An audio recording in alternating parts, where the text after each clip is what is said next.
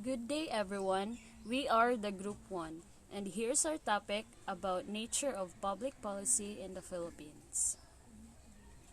Let's start with what is public policy? Public policy is a law, regulation, procedure, administrative action, incentive, or voluntary practice of governments and other institutions. The nature of public policy. Number 1. Public policies are goal-oriented. This means that public policies are formulated and implemented to attain the objectives which the government has in view for the betterment of the public. Number 2. Public policy is the outcome of the government's collective actions. It means that it is a pattern or course of activity or the governmental officials and actors in a collective sense than being termed as their discrete and segregated decisions. Public policy is what the government decides or chooses to do. It is the relationship of the government units to the specific field of the political environment in a given administrative system. It can take a variety of forms like law or ordinances, court decisions, and etc. Public policy can be a positive or negative one. It is positive in the sense that it depicts the government's concern and involves its action to a particular problem on which the policy is created. Negatively, it involves a decision by the governmental officials regarding not taking any action on a particular issue. The importance of public policy. Generally, public policy is essential in societies since it reveals the government's goals for any industry or agency. The public can assess the government's accomplishments through public policy and it helps in achieving societal needs.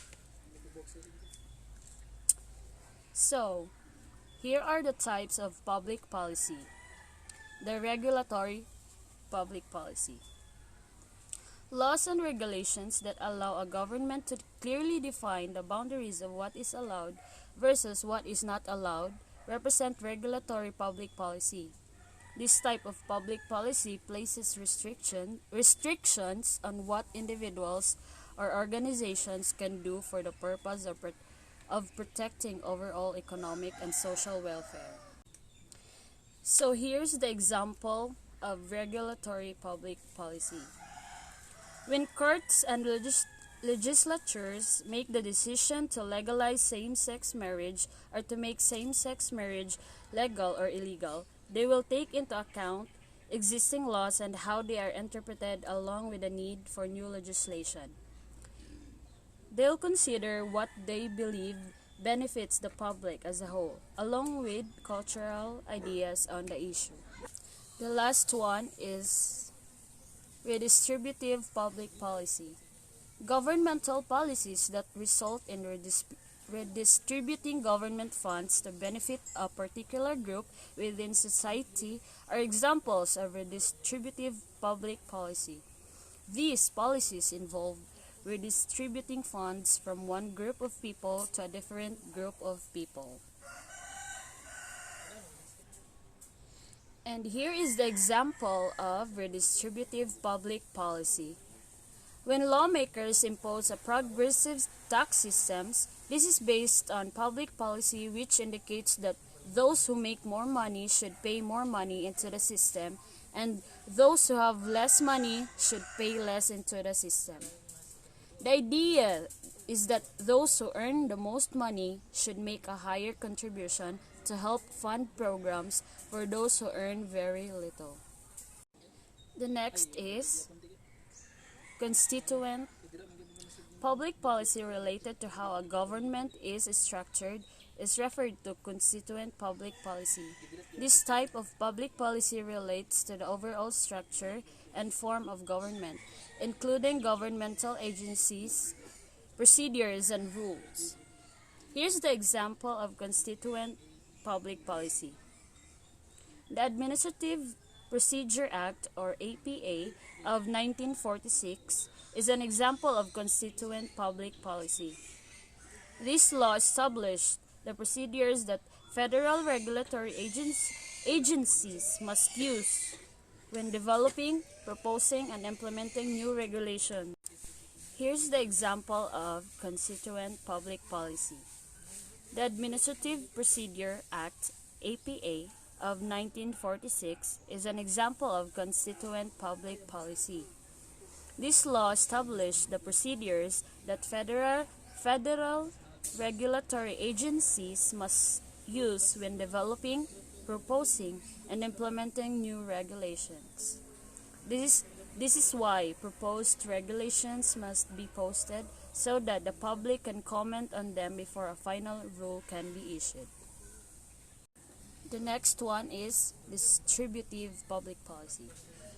Public policy focused on using government funds to pay for public goods or services is distributive in nature.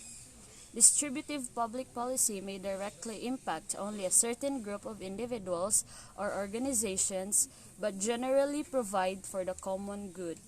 And here is the example of distributive public policy. Federal Department of Education, or DOE, funds that are allocated and distributed to state K-12 educational systems in order to help fund primary and secondary schools. This represents distributive public policy. The last one is redistributive public policy. Governmental policies that result in redistributing government funds to benefit a particular group within society are examples of redistributive public policy. These policies involve redistributing funds from one group of people to a different group of people. And here is the example of redistributive public policy. When lawmakers impose a progressive tax systems, this is based on public policy which indicates that those who make more money should pay more money into the system, and those who have less money should pay less into the system. The idea is that those who earn the most money should make a higher contribution to help fund programs for those who earn very little. Examples of public policy. First is good governance and anti-corruption. The good governance and anti-corruption cluster shall promote transparency, accountability, participatory governance, and strengthening of public institutions. It shall also work to regain the trust and confidence of the public and government. The program of good governance and anti-corruption policy is the governance cluster webpage, the freedom of information, the people's budget. Next is human development. The human development and poverty reduction cluster shall focus on improving the overall quality of life of the Filipino and translating the gains of good governance into direct, immediate, and substantial benefit that will empower the poor and marginalized segments of society. The program of human development policy, it is the human development and poverty reduction cluster, the Pantawid Pamilyang Filipino program, the K-12 basic education, the responsible parenthood, and sin taxes.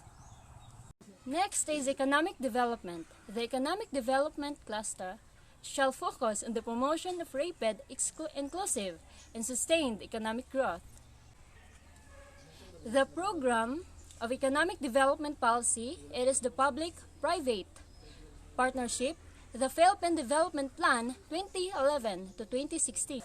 Next is security, justice, and peace. The security cluster shall ensure the preservation of national sovereignty and the rule of law, and focus on the protection and promotion of human rights in the pursuit of just, comprehensive, and lasting peace. The program of security, justice, and peace, it is the National Security Policy 2011-2016 and the PAMANA program. And last is environment and climate change. The climate change adaptation and mitigation cluster shall focus on the conservation and protections of the environment and natural resources. It shall take the lead in pursuing measures to adapt to and mitigate the effect of climate change on the Philippines archipelago and undertake all the necessary preparations for both natural and man-made disaster. The Program of Environment and Climate Change is the Project NOAA and the National Green Program. And that's all, everyone. Thank you.